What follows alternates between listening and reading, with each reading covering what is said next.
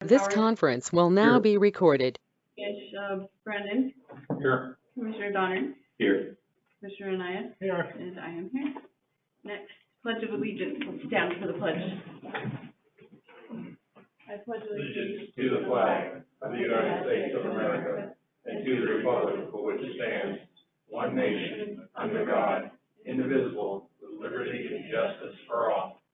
I salute the flag of the state of New Mexico, the symbol of perfect friendship among united cultures.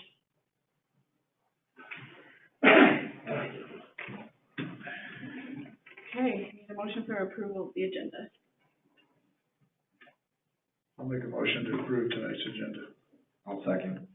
All those in favor? Aye. Any opposed? Okay. And now I need a motion to go into closed session. Madam Mayor, I make a motion that we go into closed session. As for motion, roll call vote pursuant to New Mexico NMSA 1978, Section 10-15-1H2. The following will be discussed in closed session: discussion of hiring, promotion, demotion, dismissal, alignment, or resignation of a public employee, or the investigation or consideration of complaints or charges against a public employee, specifically the chief of police. I'll second. Okay, we'll do any discussion. We'll do roll call vote. I just have a comment. I just want the public to know when we read this section, it doesn't necessarily mean there's any complaints or anything like that. It's just that's a pro forma statement to cover all eventualities under discussion. Yeah, and it's required that we read it every time when we go into closed session. So, but yeah, not everything applies for sure. Right. And so Commissioner Anaya? I do. Commissioner Powers? Aye. I vote aye. Commissioner Brennan? Aye. And Donner? Aye. Okay, we'll go into closed session at 6:32.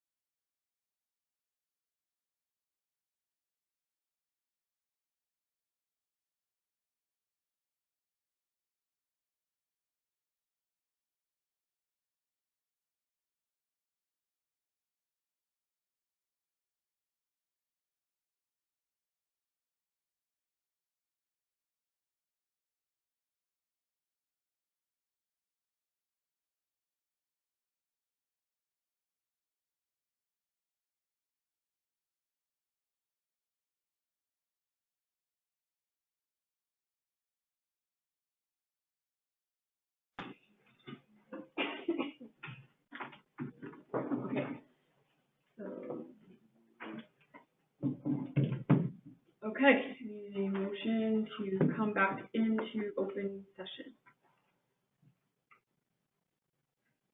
Madam Mayor, I'd like to make a motion, we come back into open session. I'll second that. Any discussion? Okay, we'll do roll call. Commissioner Naya, Present. just a roll call on coming back into open session.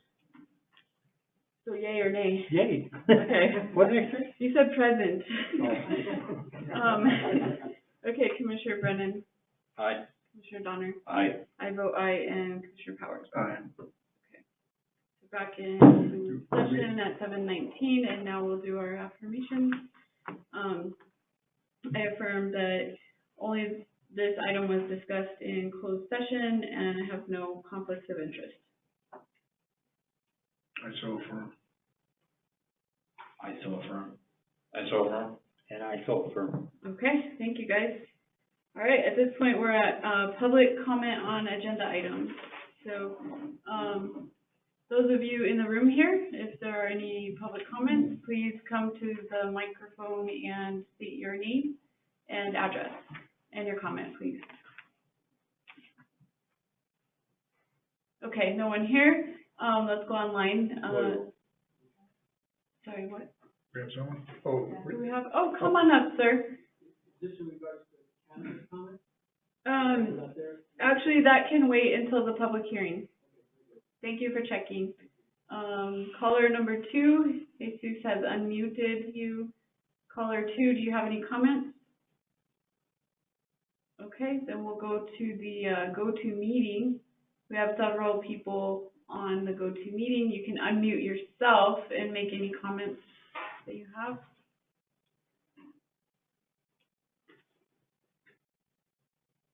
No comments from GoToMeeting participants. So we'll move next to discussion and action items. I would like to make a motion to appointment of Sergeant David Lovato as interim chief of police. I'll second. Okay, and we are in discussion, and I would like to have him come up and say a few words and introduce his family too.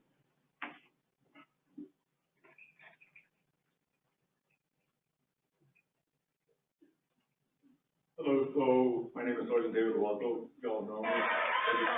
Oh, wow, I got some applause. Thank you. I can't even begin to tell you guys how honored I am to even be considered for this interim position. I plan on hitting the ground running, and I hope to make y'all proud. This is my wife and my 2 little girls. Hi there. Hi guys. You're beautiful. Okay, any questions for Sergeant? Questions or comments, I guess? No? All right, then we'll do roll call vote, and then we will have swearing in at that time. So, Commissioner Brennan. Aye. Commissioner Donner. Aye. Commissioner Powers. Aye. Commissioner Naya. Aye. And I vote aye. Congratulations.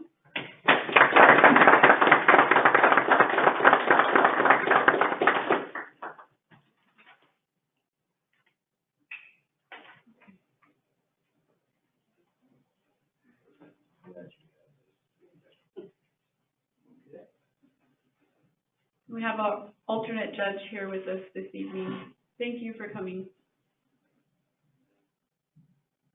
My pleasure, ma'am. Everybody hear me okay? Sergeant, you want to have your family up here next to you when you do this? Sure.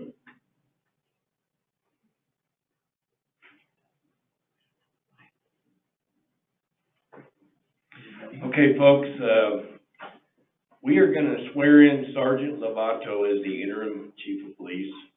Swearing somebody in is a big deal. Police officers are sworn.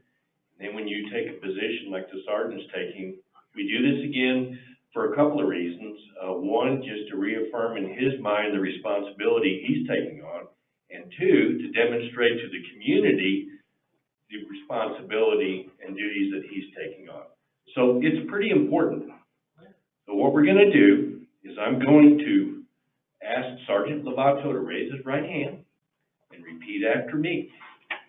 I, David Lovato, I, David Lovato, having been appointed as the Interim Chief of Police having been appointed as the Interim Chief of Police for the town of Edgewood, for the town of Edgewood, do solemnly swear do solemnly swear that I will support the Constitution that I will support the Constitution of the United States of America, of the United States of America, the Constitution and the laws the Constitution and the laws of the State of New Mexico, of the State of New Mexico, and the ordinances and resolutions and the ordinances and resolutions of the town of Edgewood. of the town of Edgewood. I will faithfully and impartially I will faithfully and impartially discharge the duties of this office discharge the duties of this office of which I am about to enter, of which I am about to enter, to the best of my ability, so help me God. to the best of my ability, so help me God. Congratulations, Chief.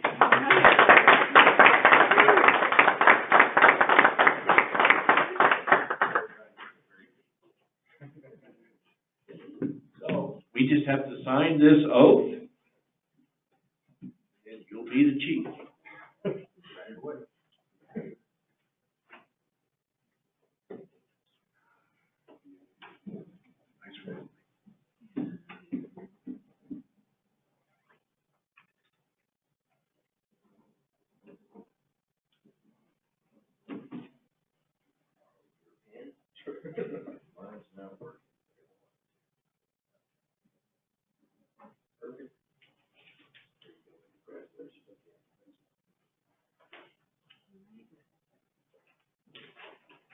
Thank you, Judge Thompson, appreciate it.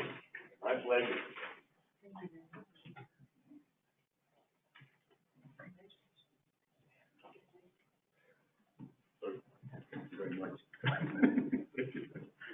Congratulations. Thank you, ma'am. Congratulations. And Chief Sanchez, I wanted to give you the opportunity to say anything. If you would like, you don't have to, but.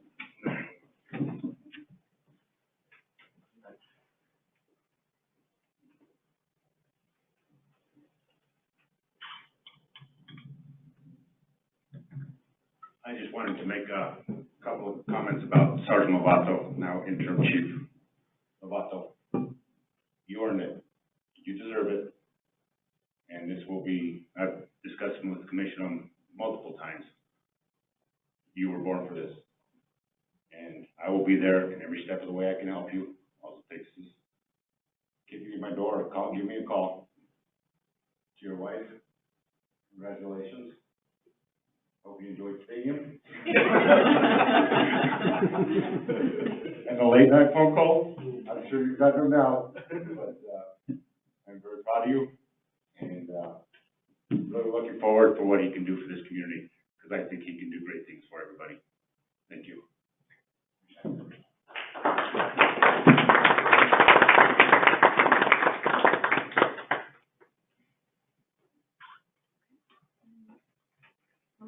Right, the next item on our agenda is approval to obtain quotes for accounting services. And Kay and Stephanie, I think it's Manager Davis that has the information on.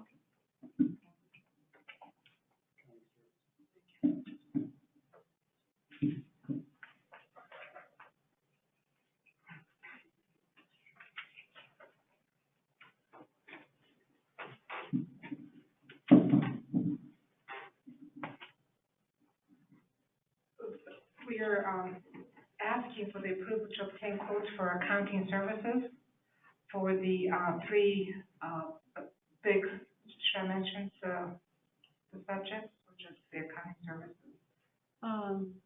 Sure, I think we can mention those. We're wanting to have an experienced accounting services for accountant that has a very good audit background. And some of the items that we need is that we have the few years ago, the police department had voted to make a decision about whether to have Social Security taken out of their pay or not. And we found a couple of information documents, but we don't have all the backup that we were hoping to get. And so that we wanted an outside entity an auditor position that would help us get the Social Security situation corrected and get on with the way that it was voted by the police department. And then we have the situation where we have a huge number, not a huge, but number of state-funded projects that we don't have all the documentation. And so that we do want to get everything itemized and updated current so that the town would know where, when, and how we should spend the money that was committed to the town by the state of New Mexico. And then capital assets, we have the qualification of our audit opinion, which is going to take a lot of time and research, really, to clear that. Huge. We're talking catching up about 5 or 6 years of the asset that the town owns, and and this has to be certified. It is not just an opinion. So we're requesting the permission to use an outside resource to help us accomplish these items that need to be accomplished, and we just don't have the time to accomplish all of it at this moment. And it is time sensitive because of our funding, and because of that, the prior administration had to go through a fiscal agent, through Mr. Cog, and we need to take care of that situation and be independent on our, having everything run through the town again. And then also, there are funding sources from NMED, for example, that require us to have this certified capital assets listing. And as I've mentioned, it goes back many, many years. And so it will be, I think, a lot of work to do it right, Mm-hmm. And also, I just wanted to point out for the commissioners too, this was not something that had to be brought forward. But just in just the spirit of transparency, openness, and letting everyone know what's going on, have the opportunity to discuss, we added it here. But it's not in our procurement requirements right now. So I'll entertain a motion. Madam Chair, Yes. I'll make a motion. Let me get to it real quick. Okay.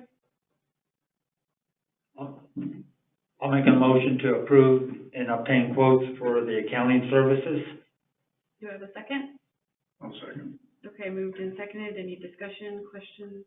I have one. Sure. I just want to put a little context on this for the public. Edward used to get about one finding maybe on the audit, which is something that's wrong with the way the books are being done. Not necessarily major items, but things that need to be improved. And the last couple of audits have had, 8 findings, which is not acceptable. And that's why the town of Edgewood was required to use a fiscal agent. And so that's kind of like when your mother doesn't trust you to spend your lunch money the way it's supposed to be, that she gives it to your brother. So we need to solve this, and this is the way to do that. And we need the help to do it, to get the audits back in shape with our bookkeeping processes and expenditure processes in order to have a really quality kind of presentation on our audits and make sure everything's operating efficiently. And it will take time. It won't happen overnight, but that's why we need the additional resources. So. Okay, all those in favor? Aye. Any opposed? Okay, motion passes. Right now we'll go ahead and go to public hearings with proposed ordinance 2022-03, the cannabis ordinance. We're continuing this discussion and most likely voting on this ordinance this evening. And it's gone through many changes. I think that we do have the Word document to show and share on the screen here so that the public and also those in the GoToMeeting can see exactly what we're looking at here.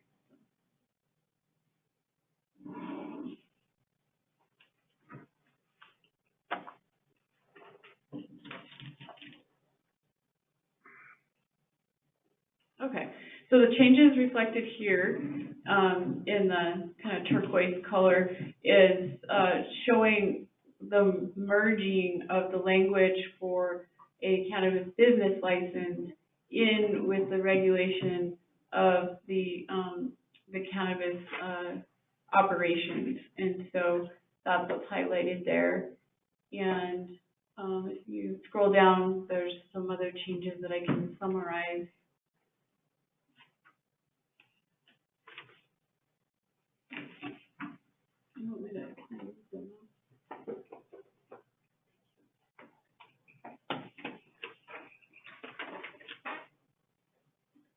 Okay, so this section was added in, regarding the business license. It was already in the drafts that had been presented in the past. We included language also on a definition of a microbusiness or an establishment. Good night, you guys. Thank you.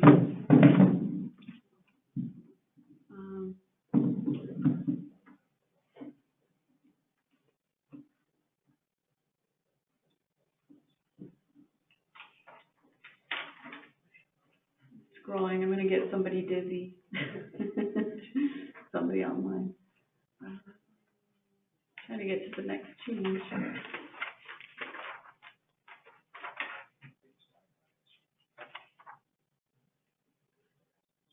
We did talk about the hours of operation at the last meeting, and so that change is reflected here, for, Monday through Saturday, 9 to 7, and, consistent with alcohol at noon on Sundays.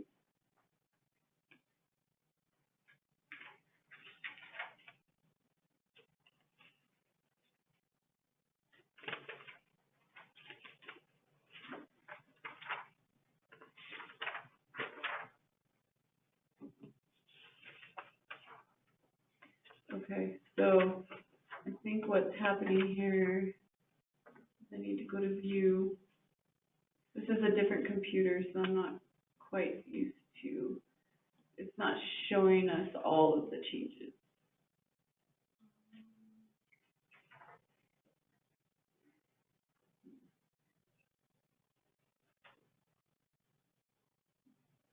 I don't know where it's at. Jesus, do you know where I can show the actual, changes? Not under view. Business work? But they're like grayed out, you know, because we should be able to show markup up there under tracking.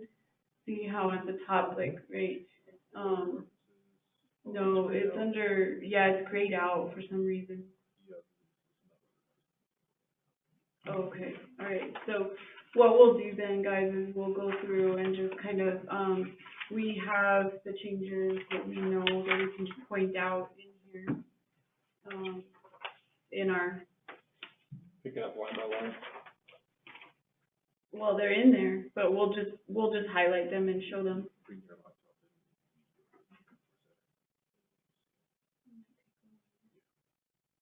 You guys want me to boot up my laptop and we could take a recess and then I could get it going and that way we could see on the screen? Yeah, 'cause that way the changes we highlighted. Because right here, it's just showing the line that's changed with the red line. Yeah. So. This version right there of has a Word change in is it. not allowing us to show because it's not licensed, I guess. So I'll pull up my laptop and then show the actual changes. That'll be easier for everybody to see online too. So, okay, well, let's take a recess then while I do that and take a quick break here. Thank you.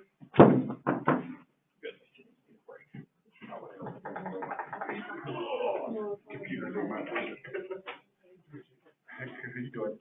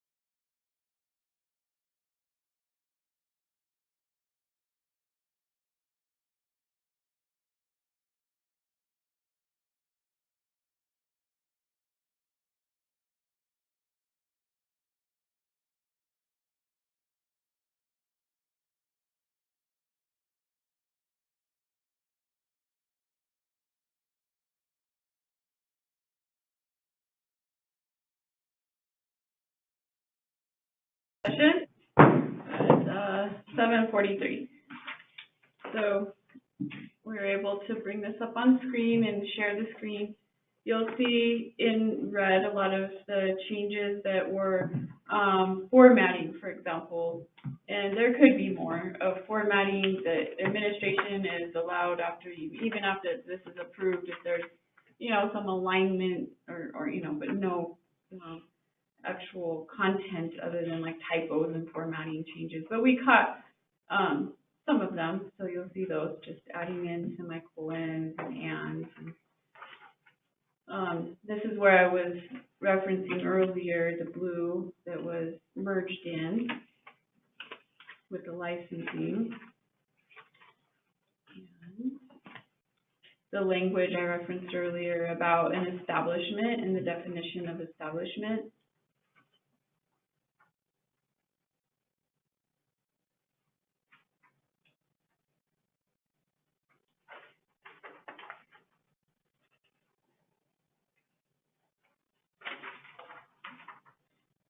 Okay, there's a deletion here that was conflicting with other language in the ordinance, so we deleted that.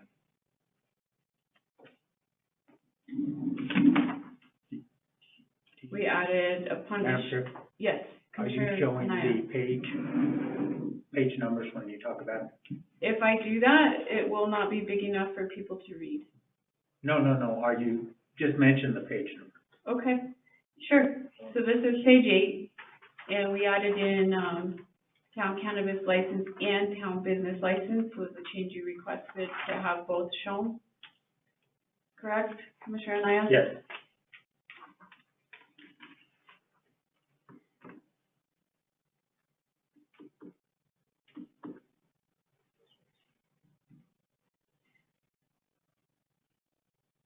This one just clarified, Madam Mayor, yes. so the number 7 on G needs to change to the number 11. Okay. Is this right here? Yes, Up at the top? yeah, because that is 7G that it's in, so it's referring to 11, paragraph G. Okay, we'll have to double check all of those Yeah. cross references Right. when we do the final.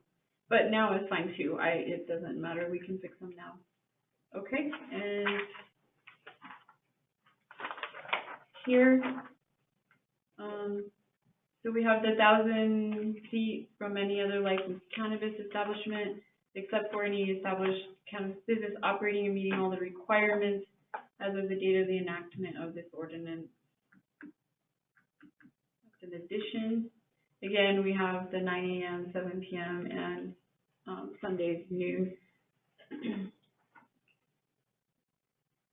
We added in the word medical, so when somebody comes in to apply for a business license or for the cannabis license, I should say, we want to understand if the business will be operating medical, retail, or a combination, obviously.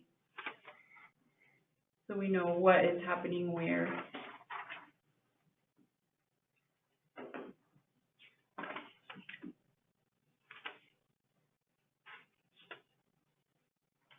Which page is that? This is page 11, item 4, and, you see that? Yeah. So this is actually a recommendation of someone in the industry, and to have a panic button directed to the RECC in case anything happens as far as safety. The typo there.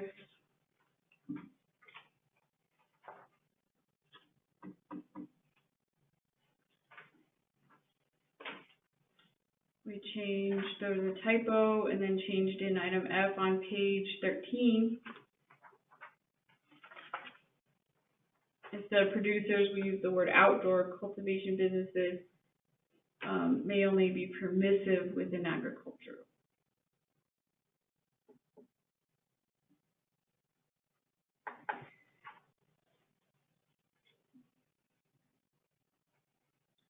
We changed the word handicap to patrons with disabilities. deleted town, fire marshal on page 15 because it's really the state.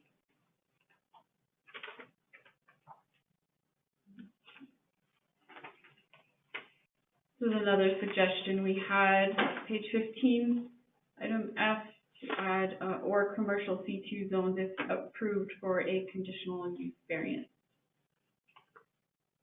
So give some flexibility.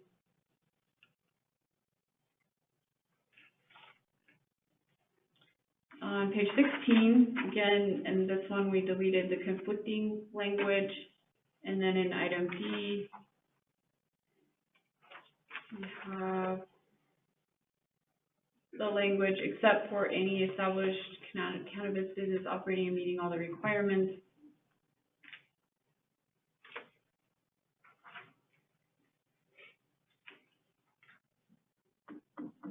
Another typo here on page 17.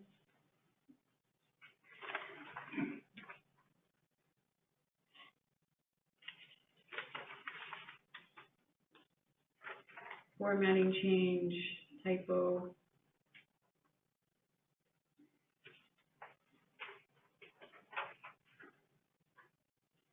Okay, so that's it. That's what I needed to cover as far as a summary of changes from last time. And at this point, unless there's any objection by the commissioners, I think we could hear from public comment. Is that okay? Can I ask Commissioner Donner, go ahead. real quick? Sure. Under section 13, Which page? 15, letter E, it says that cannabis manufacturers may only operate between 9 and 7. Is that Monday through Saturday? Is that Monday through Sunday? Good catch. And is that meant to be just manufacturers, or is that retail operations as well? Both, I think just make it consistent. Mayor, the word within is misspelled also. I just saw that too, my eyes cut that, I was like, oh, that doesn't look right. And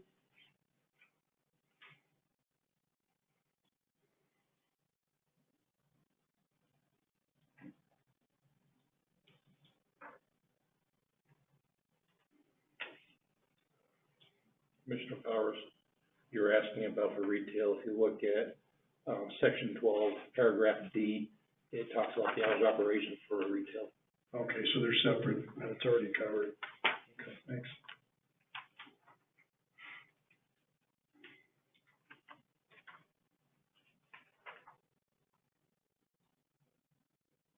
any others, not at this point?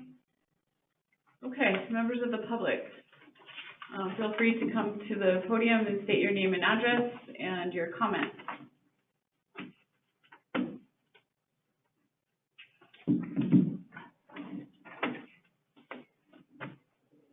Good evening, members of the commission. My name is Leonard Salgado. I am the Director for Business Development and Expansion for Pecos Valley Production. We're a vertically integrated cannabis establishment. My address is 13517 Witcher Avenue, Northeast, and that's in Albuquerque. Our business address is 1942 Old US 66 Suite A here in Edgewood. I just had a couple of comments, I guess, and maybe a couple of questions too. I've reviewed the ordinance, and I just wanted to point out a couple of things. First of all, I guess my first question would be one that's probably obvious, and that is that since we are and we have been operating in your community for the last month and a half, I believe, I didn't see anything in the ordinance that would in any way jeopardize our ability to continue operating as a retail cannabis establishment. Is that correct? So whatever you were licensed for continues. but for recreational is a new and separate issue. Okay. That's one of the things that I wanted to bring to your attention. On November the 22nd, 2021, prior to us opening our location, we were provided at that time with a letter from the Interim Planning and Zoning Administrator, Mr. Tim Dvorak, a letter basically spelling out, and I'll just read this to you. This letter is in response to a request by Clinton Greathouse of Pecos Valley Production. Clinton, Mr. Greathouse is the owner-operator, to operate a retail, medical, and recreational cannabis business at the location that I just gave you. The zoning of the parcel is C2. And it also goes on to read, currently the town of Edgewood does not have cannabis regulations in place, so the rules default to state guidelines. So as long as all state rules and regulations are fulfilled and all requirements for commercial businesses with the town of Edgewood are followed, the usage is permissible. Your department, if your department requires more information, I would be happy to provide it. Okay, so we have a letter from the town of Edgewood that spells out that we are allowed to operate as a retail, recreational, and medical establishment. Okay, so with that also, of course, we have a business license, including, of course, we have a license, of course, that is issued by the New Mexico Regulation and Licensing Department, as well as the Cannabis Control Division. So we have a license from the state to also operate as such. And that license was issued to us back in September of last year. I also have in front of me that the location was inspected by the Santa Fe County Fire Department and indicates that the fire inspection passed with no violations. So we have obviously a tremendous amount of investment into our location. We have actually signed a lease on that location almost a year ago. And of course, there's a tremendous amount of investment that went into the tenant improvement of that location. So I obviously, as a ongoing business with an investment in your community, we have also close to, I think, 7 employees now that are working for us here locally. Many of those are here reside in Edgewood, and obviously it would be extremely concerning to us if our business was not allowed to operate. And as you all are aware, April the 1st is right around the corner, which is the day that the statute allows us to actually sell adult use cannabis from our facility. Sir, I just have a question here. Here. I have a question for you. Is there anything that makes you think you would not be able to continue? Well, I just want to that's what I'm asking the question. I mean, so is there anything in your ordinance that would not allow us to continue? Okay. I was just wondering if you specifically saw any concerns with the requirements, such as the distances between, anything like that. And with that, I'm going to also turn it over to our legal counsel to comment, Jared Najjar, who has joined us on GoToMeeting. Thank you, Madam Mayor, members of the commission. After listening to the comment that was just made, respectfully, I believe that it's actually in excess of the scope of tonight's meeting. The purpose of tonight's meeting is just to comment on the ordinance itself. This seems to go more towards an individual company's concerns with respect to operation within the town. But I would think that we should probably stay on track with the purpose and scope of tonight's meeting, which is just to provide comment on the actual cannabis ordinance itself. Thank you. You Sure may thing. proceed with your comments on the ordinance. Very good, but I certainly would like to see if I can get an answer to my question. Is there anything in the ordinance that would prohibit us from continuing to operate as we are licensed by the state of New Mexico here in Edgewood? I just would like to, since you have legal counsel that is, available, I mean, is there anything? I mean, obviously, as a business that is operating now, we have a legitimate concern. So it's not the job of the commission to analyze your particular operations, and right now we're taking comments on the ordinance itself. That's why I asked you if you saw any concerns with your operations in relation to the ordinance itself. But if you have no other comments, I do have a comment, if you don't Okay, mind. sure. I believe this is in section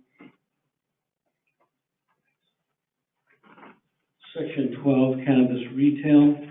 I believe it is in regards to item F, curbside services allowed only for handicapped patrons. Let me state that here in Santa Fe County, you have 14,000 patients that are on the medical cannabis program at this time. You have over 900 patients that are that reside in Torrance County that are also on the medical cannabis program. During the height of the COVID pandemic, and of course we're still involved in the pandemic, the only way that we could operate was by curbside. Patients were not allowed in the building. And I might add that our business was identified by the administration in Santa Fe as a business that was given the designation as a business that it was essential. And so I would ask that perhaps I would really ask that curbside be allowed. We don't know what the future may bring in the form of this pandemic that we're in, and I would just ask the commission to remove that particular requirement. So it was changed from handicap to patrons with disabilities. Can you guys show on the screen where that says that? Sure. Do you have the page? Page number? 14. 14? 14, yeah. Okay, so let's go ahead and show that change. Again, I can appreciate that, disabilities is an important thing. But I would again ask that, when we do not allow folks inside of the building for whatever reason, in order again for us to continue to operate as a going concern, I would ask that that would be removed.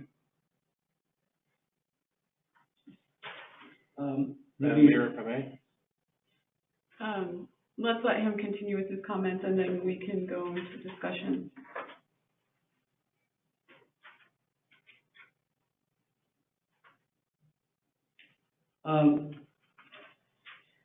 It indicates that also that the business licensing fee is set at $500. If I could ask the question, what is the normal business fee for any business outside of cannabis? $25. I think the difference, if you're wanting to understand how that's justified, it's because I think there are multiple inspections regarding ventilation, regarding security, and regarding the building itself that will require multiple discipline inspections, including law enforcement, fire department, code enforcement, and planning and zoning enforcement. So the regular business license, we ask for one thing, which is the CRT number, the state gross receipts tax number. But the cannabis license, because of what's entailed in this ordinance, entails multiple reviews and inspections.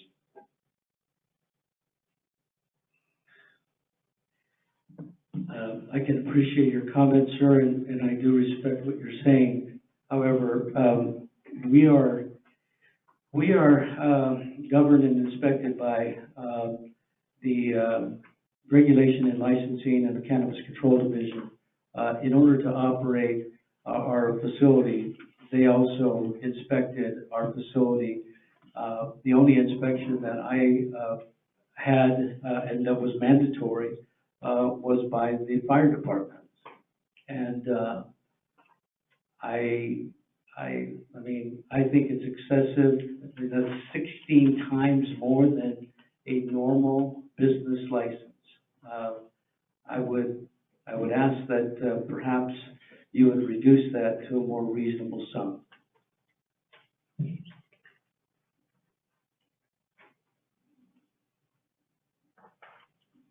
So that's all the comments that I have. Again, if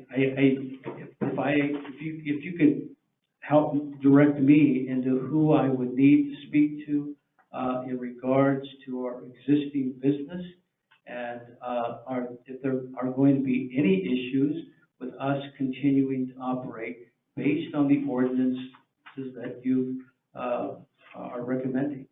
I think it's very important, and I think it's obviously something that we're very, very concerned with.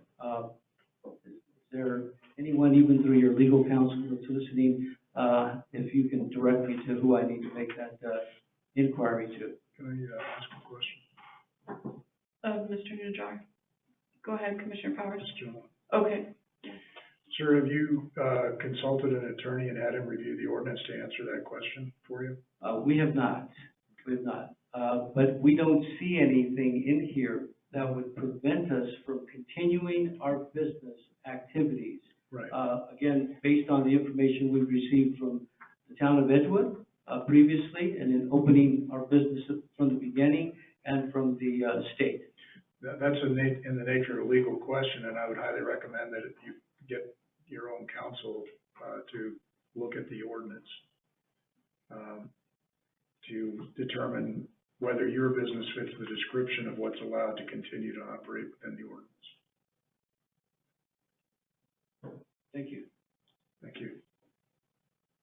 And I do think too that, once ordinances are passed, right now we're in the process of taking feedback and passing the ordinance. This is not to give any preferential treatment to one vendor or another at all. It has to just be fair and equal process, okay? But once ordinances are passed, of course, our P&Z administrator is available to the public and members of the town for the license process, et cetera. So that's something that is absolutely available to you. It's just that the format for this meeting tonight is to get feedback and to pass the ordinance. Yeah. Yes. And I want to say, we can't give you legal advice, about the interpretation of the ordinance. I don't think it's an intent of anyone to try to interrupt any existing businesses. Right. And obviously, the only thing we can go by is what letter we were given by the town of Edgewood when we secured our business. Subject to the state rules at that time. So. Sure, right. Well, And again, we have a license from the state. Right. Thank you. Thank you, sir. Thank you.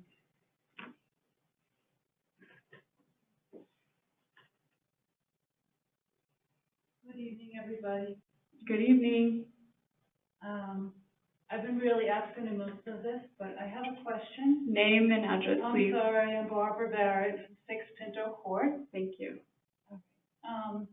Is there a limitation, or is there ability to make a limitation on how many new businesses open in the Edgewood area? We are allowed to take a look at local control and the time, place, and manner of the issuance of the business licenses for the town of Edgewood. Okay. And that's what this ordinance does. Okay, thank you.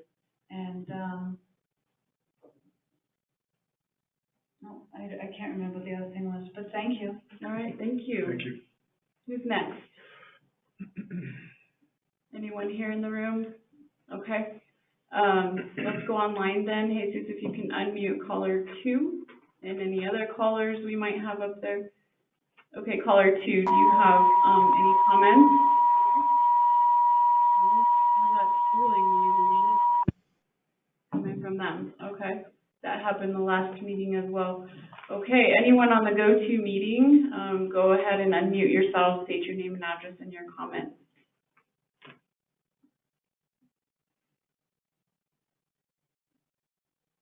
Okay, no one? Commissioners? Commissioner Brennan, you had a comment.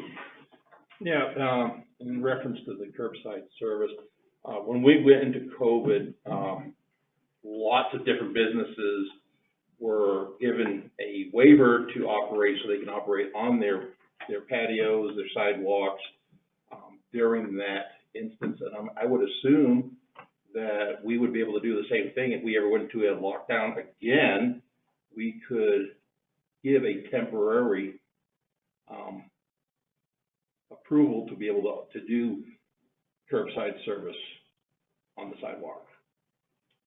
Yeah, I think the important thing here is local control and not referencing to arbitrary rules, you know, outside of the town. But this is our ordinance for local control, and we certainly could make any changes at that time if we deemed that appropriate, and allow for other types. Disabilities, of course, could include anxiety or other things. So I think it's pretty broad, but you're right, that's something that with local control we can be flexible with. So.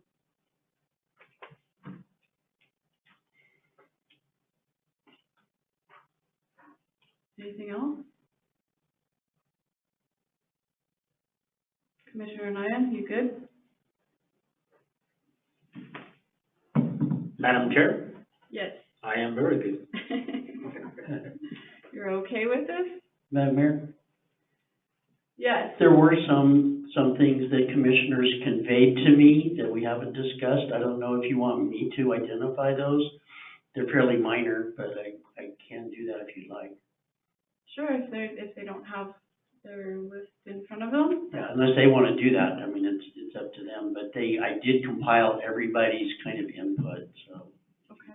So on page 9, on item I, the word marijuana is in place between cannabis, it says cannabis marijuana establishment. I think the intent was to delete the word marijuana.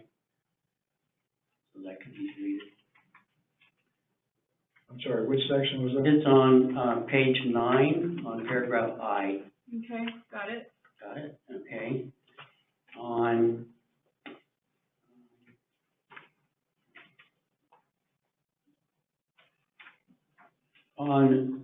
page 14, Commissioner Anaya made the recommendation on item F that it read curbside service be allowed only for patrons with disabilities who legally park their vehicle in a designated handicap space. Okay. Yes, and Commissioner Powers, do you want to address that one? My view on that is that it may actually violate the ADA, the American with Disabilities Act, to specify that they have to park in a particular handicap space, especially since there's always a limitation on how many there are. So I would hate to see somebody not be able to be served in that manner if it was necessary, and if they had to wait for a handicap space or there wasn't one available. Yeah, they should have the freedom to be able to park elsewhere, should they choose to park elsewhere. So, no, we're just. Yeah, that makes sense to me. So I think that what people need to understand is that it is an ADA requirement that there be a reasonable accommodation for people with disabilities. And so I think we're addressing that appropriately here. Yeah. Madam Chair. Commissioner Anaya? And along those lines, anybody that is in a handicap for 2 reasons, One being that they must display their handicap sign, which is the blue sign that hangs on their mirror. And number two is that, oh, great.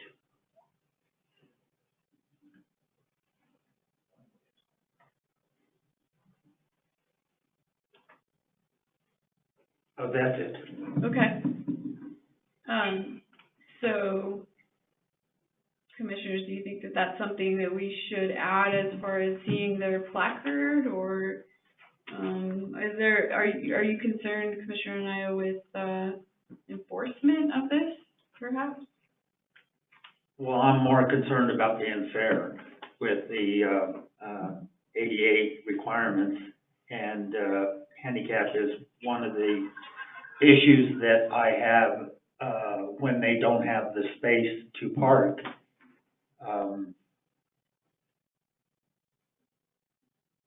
Being that, for an example, it's very frustrating when you have an elderly individual with you and you having to park further away because somebody's parked in the handicap areas and not displaying their logo tags. That's very annoying to me, having to deal with an elderly mother. She doesn't take offense to it, but I do. Mm-hmm. Yeah, so, I think this would prohibit people from getting curbside service unless they were parked in the handicap space, which, if you have several people there at the same time, they could be served even if they weren't parked in the handicap space. And it sounds like that's more like trying to vet people, whether they have disabilities or not, to get curbside service, which is the responsibility of the business. And I think we're risking violating ADA if we try to limit them to getting curbside service if they're only parked in a handicap space. And disabilities is broad. There are people with mental disabilities that don't have the handicap placards. There are others that suffer with PTSD and other forms of mental health that don't have those handicap placards. So how do we enforce that? It's difficult to do that.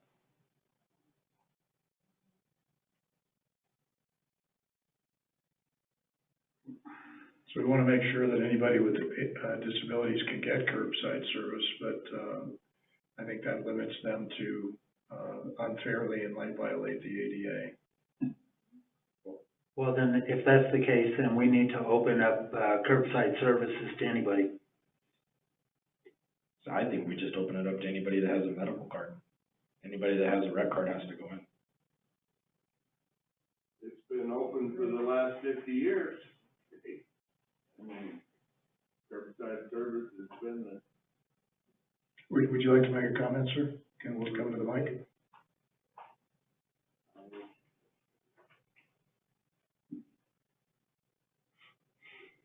I think this covers it pretty well, that they have, that it's allowed for patrons with disabilities, and,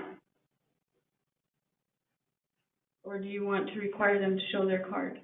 I mean, if they're, I just know in talking with a couple of the facilities, most of the ones that do the curbside service already call ahead or order online. Not sure if that's, I think that should still remain in place for them, but I think people that are buying it recreationally can go in person and go in the establishment. Can I comment? Please come up to the mic, please. My name's Barbara Barrett, I'm at 6 Pinot Court. Can we pull up to Smith in pickup and have them bring us a case of beer? I can't do it at Walmart, I've never tried it at Smith. You have to enter the store to buy the liquor. So if we want to allow curbside delivery, it should not be to someone who's doing it recreationally. It could be certainly for someone who has a card, because some disabilities make it real hard to get in and out of your car and go into the facility. But we don't do it for alcohol as a regular, so I think doing it for marijuana as a regular is being overly generous Thank you. So the issue here being some kind of, proof of, so it could be a medical card or a handicap placard, I guess. Okay. I would go along with a medical card, if they're showing it. Yeah, and I don't think there should be an option for them to buy it online or over the phone recreational anyways. I think that opens us up, and opens the businesses up for a lot of legal, things that could happen. Whoa. Yes, Um, I don't know how to spell that. L-A-C-A-R-D.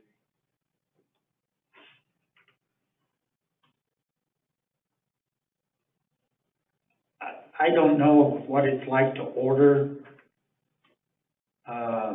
cannabis products, so it's kind of hard for me to say that an individual needs to call it in, or if the individual can just go like through a drive-up, just like McDonald's or Sonic, and place their order. Is that what your intent is? No, so there are already establishments in the town that people with the medical card can go on and more or less order what their medication. So they go online and... It's like a pharmacy, yeah. Okay, well then, yeah, but it's not a drive-up. No, it's still curbside. They still come out, they check their information, and it's a pretty involved. Madam Chair, Yes. I just want to say, I think the pharmacy analogy makes some sense to me. With a medical cannabis card, they could get curbside service because it's medicinal use. Whereas like alcohol could be recreational use and that it's not allowed. So there's some analogy there to how alcohol is being treated and drugs, medical drugs, prescription drugs. I agree. Mr. Najjar, do you have any comments on the change here? Thank you, Madam Mayor, members of the commission. I generally share the concerns expressed by Commissioner Powers regarding the ADA.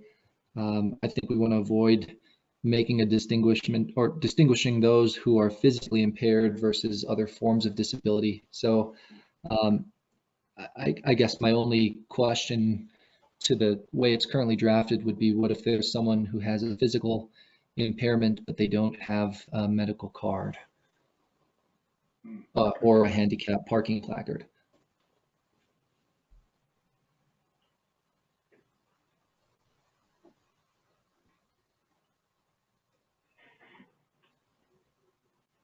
So I think that they probably would have one of those, but not always. you can always, may not even have a driver's license and be driven there by someone else. But how, so I'm gonna play devil's advocate here. How many people how many people would fall under that category? It wouldn't be a very large number. So That would fall under what category?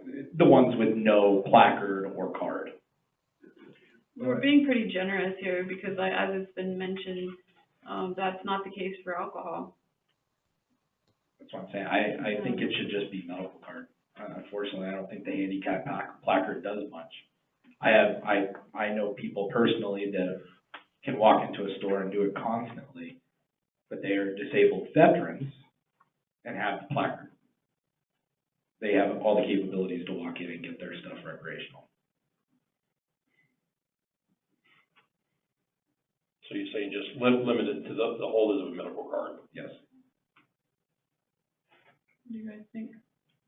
That sounds good. I'm concerned about what Mr. Najjar said, that there is possible to have people that meet the ADA Act and have disabilities that are don't have a medical card. They probably would have the handicap. I mean, the same argument, we need to be equal as far as alcohol. You know, you can't identify every single person that may have an issue. So just thinking that through, then, if they didn't have a medical card and they had disabilities, they would still have to go into a Smith's in order to get alcohol, right? Right. This is recreation. I see. Right, that's exactly right. Can we ask Mr. Gennard and then Jar again if he agrees with that? Sure, yeah, go ahead, Mr. Najar. Yes, I do. Making the parallel with the alcohol industry makes sense in this case. Okay, thank you. Commissioners? I think we do away with the handicap placard. Just leave it. Because you can't, yeah, I think it has to stay medical. We treat it like it is, like we would a pharmacy. Yeah, Okay. makes sense to me. So you still have to have handicap parking on a premise. Mhm. Right. Yeah, that's the ADA requirement. Yeah, but you can't say you can do away with that, because it's still part of the, You do away with the handicap placard on the curbside. But they still have to have a placard in order to park in the handicap Yes. space, and the business still has to have. Yes. Yes. Okay, next. Any other That's it, changes? that's it. That was it, okay. Commissioner Brennan? On page 7, and it is section 5, paragraph B. It's talking about consumed cannabis. I just want to make sure, one of two things I think we need to do, rather add there consume, smoke, or vape. In, talking too 7, fast? no, you're not. I'm trying to get to the exact on the screen spot that you are. So, yeah, section 7? Yeah, so it's page 7. Okay, I'm on page 7. It's section 5, paragraph B, which is at the very top. Okay, Page 7. all right, there we go. There we go. All right, so it says a person to consume, like I said, we should do one of two things. We should rather add the verbiage of consume, smoke, or vape on site, or in the definitions, put the definition of to consume would be to physically ingest, smoke, or vape. Because the way I read it right now, it says a person to consume, well, they can't eat their gummy bears out there, but they can go ahead and smoke. I see, okay. So do you want to go up to the definitions and maybe add that into consume? That might be the most efficient way. Yep, that would be acceptable, yes. Okay. So I'll go find consume. What that is. We have consumer. And the definitions, Section 4 definition. Yeah, because the word consume's not even in there, Yeah, so we could just add it. add that in.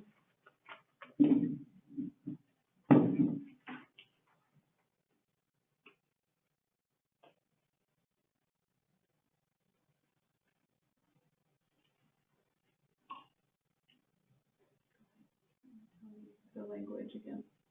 All right, consume means to ingest, smoke, or vape. Can't spell tonight. Or vape? Or vape. Yeah, that's just trying to break down the word consume, Okay. that we need to make it more definitive. What's one word? Mr. Najar, have you seen another definition that maybe we need to include any language in here? I haven't. One minor suggestion would be consumption means ingesting cannabis in any form, including but not limited to smoking, vaping, or ingesting/eating, something like that, just to say we're not limited. Ingesting cannabis in any form, which includes but is not limited to smoking,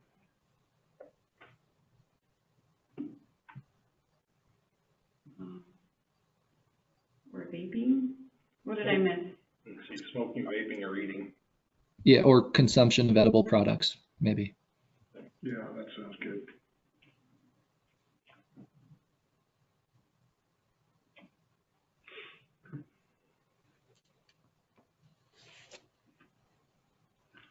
I'm glad you're typing this instead of me.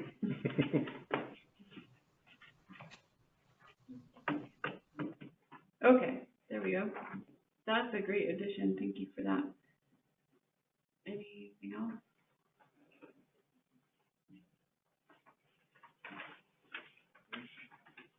Hit check here real quick, I think that does it.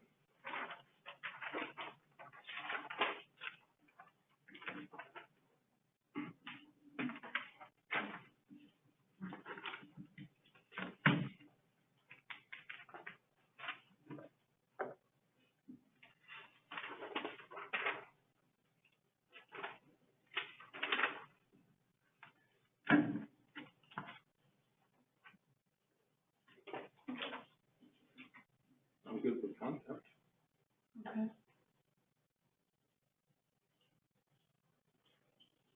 Commissioner Anaya, you ready? I'm ready. Okay, I'll entertain a motion. Madam Chair, Yes, I'd like to make a motion, please.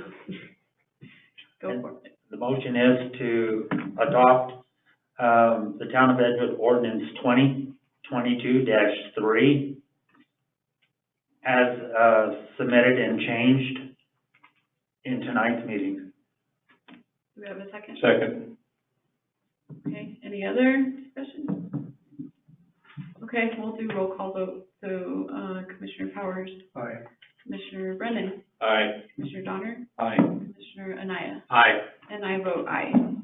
Thank you all. Madam Chair, Yes, just have a comment. I want to thank the public for weighing in. There's been a lot of, comment.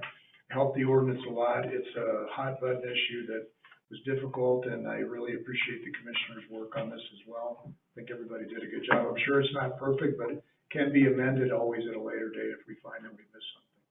So thank you all for participating. oh, I have the same comments. We really appreciate all of you being here for these several meetings and the workshop as well. And, all of the administration's hard work on this, legal counsel, we appreciate you. And of course, all the input and hard work by the commission. So I think we have a good start with it, pretty comprehensive, and like Commissioner Powers said, we can make changes that if needed, in the future, so. I'd just like to add that, everybody's been very civil in going through this, even though there's been a lot of differences in opinions. And being civil actually gets your point across a lot better than screaming and shouting. That is good. Okay. Next, we have general public comments. Does anyone in the room here have general comments? Feel free to come on up to the podium, to the mic. Okay, you can go online to caller 2. Do you have any comments? Hearing none, the go-to meeting. Participants, you can unmute yourself and say any comments you have.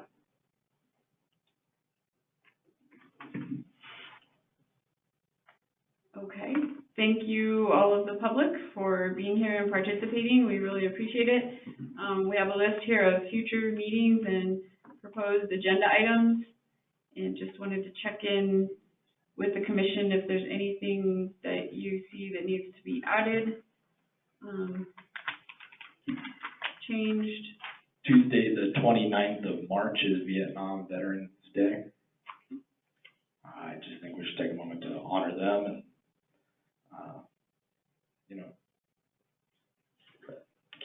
keep that in remembrance. And I did want, you knew of an event also, right? That's me, I think. Oh, I'm sorry.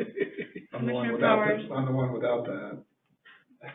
No, I just wanted to mention that in following on with Commissioner Donner's, statement about Vietnam Veterans Day, I was made aware that, Chili Hills is hosting a breakfast and comping any Vietnam veteran, breakfast, at 8 o'clock on, March 29th, that day, that Tuesday morning.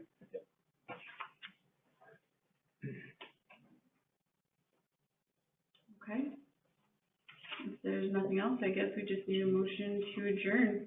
Madam Chair, Yes, make a motion that we adjourn. okay. I second. All right, all those in favor? Aye. Those opposed? Okay, have a good night, everyone.